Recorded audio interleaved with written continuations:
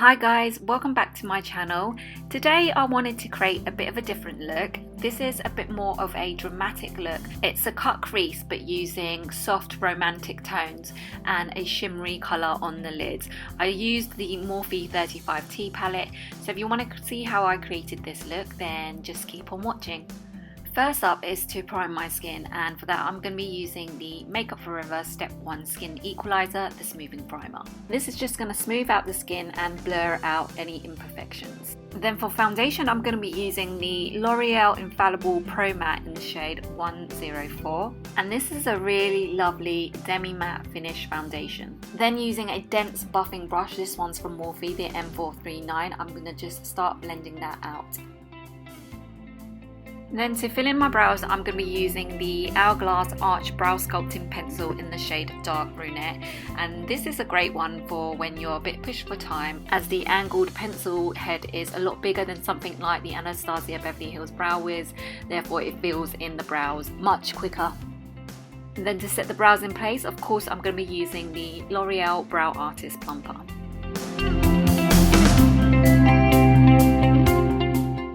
To prime my eyelids, I just used my concealer, which was the Maybelline Master Conceal. Then to set that in place and to make it easier for blending, I just went in with the Mercier Translucent Setting Powder. Then going in with the Morphe 35T palette, I'm going to start off with this lilac-y taupe colour as my transition colour, and I'm going to be concentrating that mainly on the upper crease.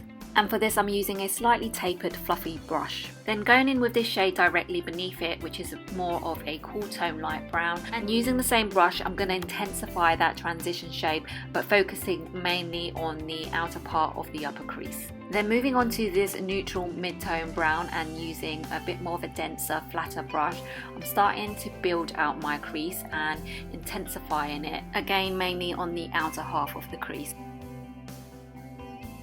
Then going back in with the same brush that I used to apply the transition shades, I'm blending in that crease shade just so there's less of a harsh line.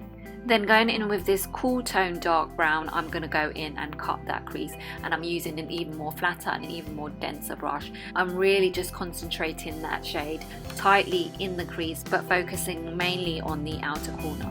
Then using the previous brush, I'm just softening out that cut crease ever so slightly because I hate harsh lines in anything. Then going back in with the very first brush, I'm just kind of making sure everything just looks smooth, blended and gradient. Then I'm going to spray my brush with a bit of Fix Plus, and this is because the shade I'm going to use is this really bright, light, pearlescent taupey pink shade.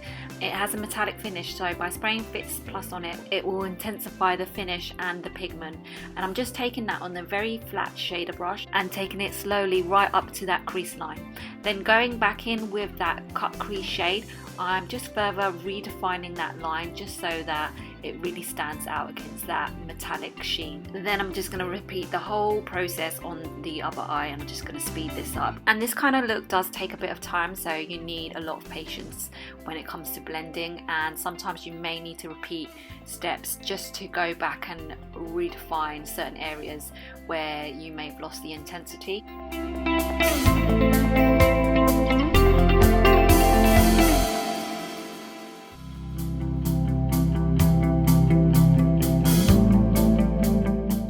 Then I'm going to give my lashes a little bit of a helping hand and give them a little bit of a curl with my Sheer Mirror eyelash curlers.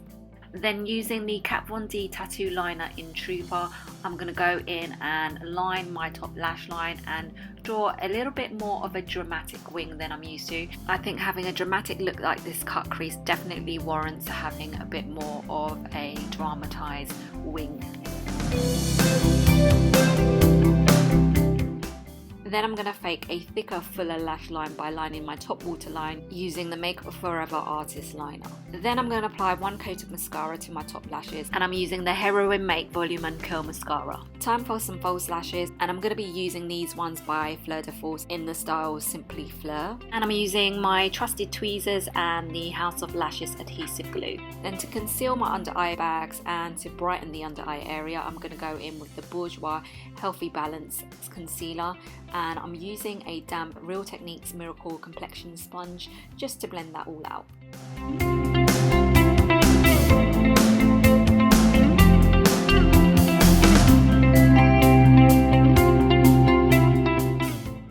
set that in place, I'm going to be using the Mercier Loose Translucent Setting Powder. Okay, moving back to the eyes and focusing on the bottom lash line, I'm taking the first 2 shades that I use on the top lids and I'm running that along the bottom lash line. Then taking the neutral mid-tone brown on a smaller brush, I'm taking that along the outer half of the bottom lash line. And then going in with the darkest cool tone brown, I'm taking that on a flat definer brush and I'm running it really tightly along the outer part of my bottom lashes. Then for my bottom lashes, I'm going in with the MAC Extended Play Gigablack Lash Mascara. Then going back to my top lashes, I'm just going to apply another coat of mascara just to blend them in with the false lashes. Then to conceal the redness and blemishes on my face, I am going in with the Maybelline Master Conceal and I'm using the shade 30 Light Medium. Then taking the Real Techniques Miracle Complexion Sponge, I'm just going in and blending that all out. Then to balance out the highlight on my face, I'm just going to take a little bit of the Maybelline Instant Anti-Age, the Eraser Eye, and apply it in between my brows in the centre of my forehead and blend that out again using the Real Techniques Complexion Sponge. Then I'm trying a new product that I've been sent and it's a contour palette from a brand called Holly Stevens, and I'm using that centre yellow shade to set the concealer but also to provide a nice smooth base for the contour and bronzer to go on top of. Now going in with this middle shade, which is a contour shade, slightly warm for my liking, but anyway I thought I'd give it a go, and I am just kind of nestling that in the hollows of my cheeks and taking any excess product up my temples and along my jawline as per usual.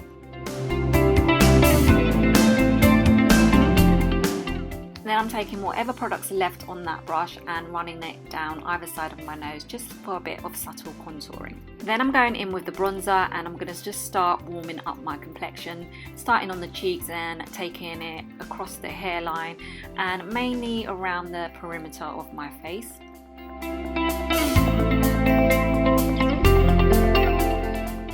Then I'm going in with this really subtle highlight shade and I'm going to dust that along the tops of my cheekbone and drag any excess product up above the arch of my brow as well.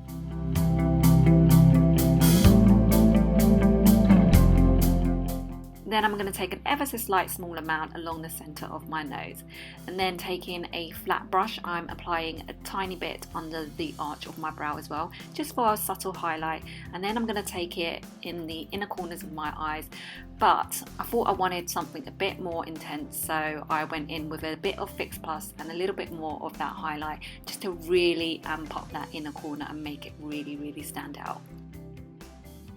Then for blush, I'm going to go in with this deep mauvey shade from Nars and it's called Sin, and I'm taking that right across the apples of my cheeks, and this shade really complements the tones on the eyes. And then I'm going in with the Real Techniques Miracle Complexion Sponge and ensuring that everything looks seamless and well blended. Then going in with MAC's lip pencil in the shade Soar, I'm just going to start lining my lips, and actually I'm going to fill them in so that the lipstick stays on for much longer.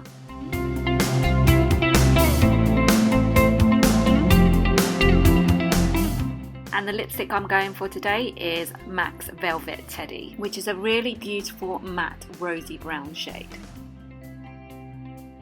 And then to set the makeup in place, I'm going in with the Loreal Infallible Pro Spray and Set Makeup Extender Setting Spray, and ensuring I flap my hands around to make it dry much quicker.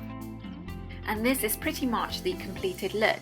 A bit more of a dramatic look, but the tones I use I think are pretty soft and romantic, so still very much wearable, great for a night out. If you enjoyed this video, please give me a thumbs up, and if you haven't yet subscribed, you would absolutely make my day if you did. Let me know what other makeup looks or content that you would like to see on my channel by commenting down below. I look forward to seeing you in my next video. Bye!